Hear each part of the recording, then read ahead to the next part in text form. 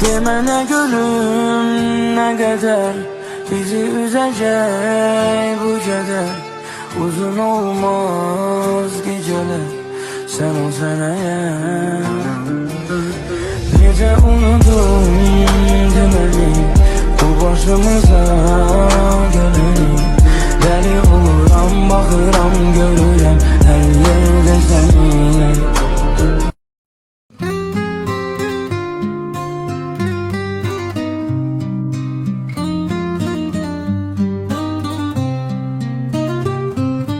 Kızım gel sen bağışla bizi, koruyup saklayabilmedik seni.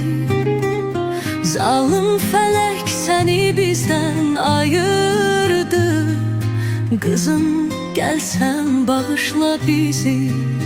İndi cennetleyine dönmüşsen, bu dünyaya yegin daha gelmezsen. Belki bizden küsüp çıkıp gitmişsen. Kızım gel sen bağışla bizi. Alovsuz kalbimi yandıran kızım, son defa sözümü koydum sana. Hiç vaxt çiçek olup cəməndə bitmə. Birisi çiçek koparıp atar.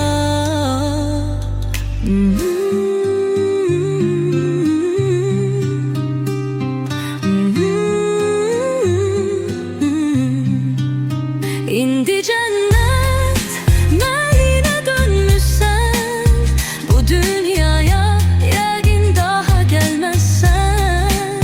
Belki bizden küsüp çıkıp gitmişsen. Kızım gel sen bağışla bizi. Kızım müjdeci karanquşda olma. Ovcu kuşu güllesiyle yaralar. Semada bulut olma sen ay kızım. Yağış olup küçeye tökülersen. Hamı onu ayağıyla tapdalar. İndi cennet meline dönmüşsen, bu dünyaya yegin daha gelmezsen. Belki bizden küsüp çıkıp gitmişsen. Kızım gel sen bağışla bizi. Sen ulduz ol akşamlar baxım sənə. Sen şəfəq ol düşmənim pəncərəmə.